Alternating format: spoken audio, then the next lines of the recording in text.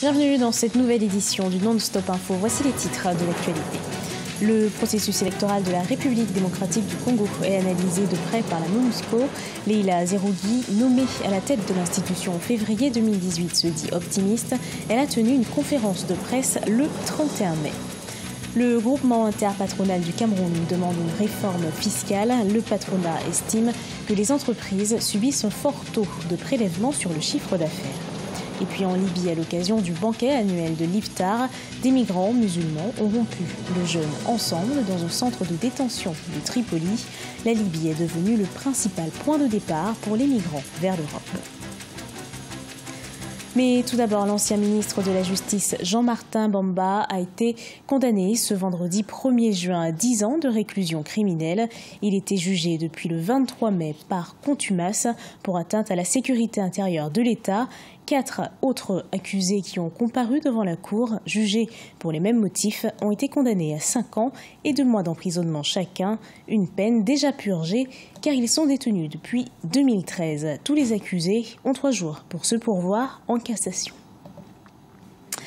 Première conférence de presse pour Leila Zerougui, nommée à la tête de la MONUSCO, la mission des Nations Unies au Congo. Ce 31 mai, elle a abordé diverses problématiques dont le processus électoral, les questions sécuritaires et le retrait de cette mission la plus importante des Nations Unies. La diplomate onusienne tient à la tenue des scrutins dans le respect des accords signés par la classe politique congolaise. Reportage de notre correspondant Jacques Mboka.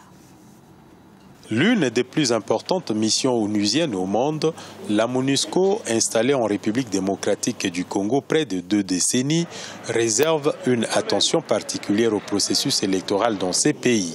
Nommée représentante du secrétaire général de l'ONU en février 2018, Leila Zerougui a tenu sa première conférence de presse ce jeudi 31 mai 2018. Nous avons un mandat. Le Conseil de sécurité nous dit d'appuyer les élections crédibles, inclusive et transparente. Donc les 3 fondamentaux sont inscrits dans la résolution.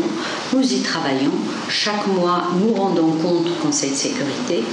Le processus électoral figure parmi les grandes priorités, sans oublier les questions de sécurité qui constituent les socles de la mission de la MONUSCO.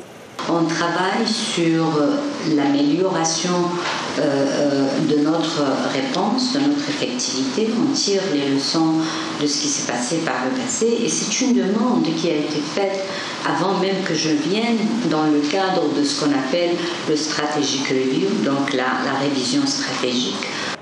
En ce qui concerne le processus électoral dans lequel le pays est engagé, la mission des Nations Unies au Congo a appuyé la centrale électorale dans le transport des kits d'enrôlement. Elle s'est dit disposée à faire autant pour les scrutins du 23 décembre. Cependant, le gouvernement congolais qui soutient vouloir financer seul les élections n'a pas encore saisi la MONUSCO pour une quelconque sollicitation. Le projet de loi sur la réconciliation nationale a été adopté par le Conseil des ministres au Mali dans la nuit du 31 mai au 1er juin. Cette loi sur l'entente nationale est l'une des dispositions de l'accord de paix d'Alger. Le texte comporte 38 articles et est destiné à réparer les relations intercommunautaires et le vivre ensemble mis à mal par la crise qu'a connue le pays en 2012. Selon un communiqué du Conseil des ministres, ce texte propose le bénéfice du pardon aux fautifs et le bénéfice de l'indemnisation et de l'assistance publique aux victimes. Le patronat réclame une réforme fiscale au Cameroun. Leur principale revendication est de sortir du principe de fiscalisation sur le chiffre d'affaires pour revenir au principe de fiscalisation des entreprises sur le bénéfice. Le gouvernement s'est dit disposé à examiner cette proposition. Plus de détails avec Corinne Kamseux. Selon les chiffres de la Direction générale des impôts du Cameroun, entre 2013 et 2018, les recettes fiscales de l'État ont augmenté de plus de 66%, représentant 714 milliards de francs CFA. Paradoxalement, le taux de croissance a baissé de plus de 2 points, passant de 5,4% à 3,2%, et le chiffre d'affaires des grandes entreprises a chuté de 15%. Pour le GICAM, le groupement interpatronal du Cameroun, les entreprises subissent une forte pression fiscale avec un fort taux de prélèvement qui se fait sur le chiffre d'affaires et non sur le bénéfice, d'où l'urgence de réformer. C'est une hérésie de croire que la pression fiscale est faible au Cameroun. Il y a des entreprises qui font des chiffres d'affaires en milliards, mais dont les marges sont très faibles. Quand vous rapportez aux marges le taux de taxation de 2,2% assis sur le chiffre d'affaires, vous obtenez des taux de pression fiscale de 35% qui peuvent même atteindre 80% dans certains secteurs d'activité. Le secteur privé est le moteur de l'économie camerounaise. Son taux de création d'emplois est estimé à 65% par an. Ainsi, le gouvernement s'attelle à créer un environnement propice à l'entrepreneuriat en favorisant l'accès au financement. Aussi, le ministre des Finances, Louis-Paul Moutazi, qui a réceptionné le document sur la réforme fiscale, s'est engagé à examiner sérieusement ces propositions de façon à y apporter une réponse qui ne laisse aucune partie. Il y a un équilibre qu'il faut trouver entre cette préoccupation légitime du secteur privé et qui épouse parfaitement le ministre des Finances, qui est soucieux d'aménager aux entreprises une fiscalité qui leur soit adaptée, qui leur permette de se développer. Donc il faut trouver un équilibre entre ces attentes légitimes-là et un ensemble d'enjeux et de contraintes qui pèsent sur l'État en matière de soutien de sa politique de développement, en matière de financement de projets d'infrastructure.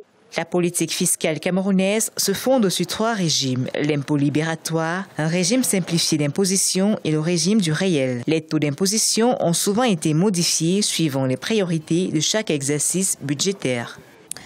En Libye, les migrants musulmans présents dans le centre de détention de Tariq al-Seka de Tripoli ont rompu ensemble le jeûne du Ramadan à l'occasion du banquet annuel de l'Iftar organisé le 30 mai.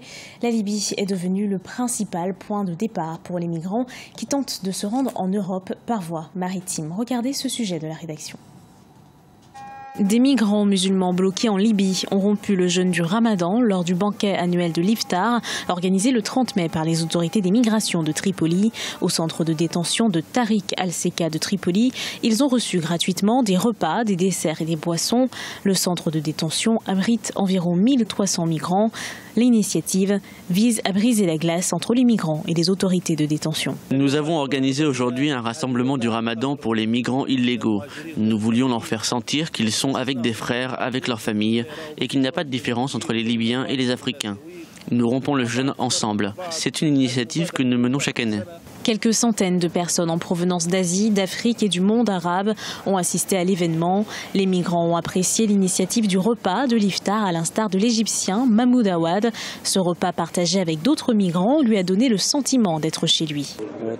Je ressens tout de même une différence entre passer le Ramadan ici et à la maison avec la famille.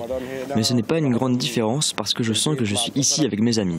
Grâce à Dieu, les autorités libyennes font leur travail. Comme d'autres migrants, Awad souhaite mettre fin à son séjour au centre de détention pour fêter en famille la fin du Ramadan.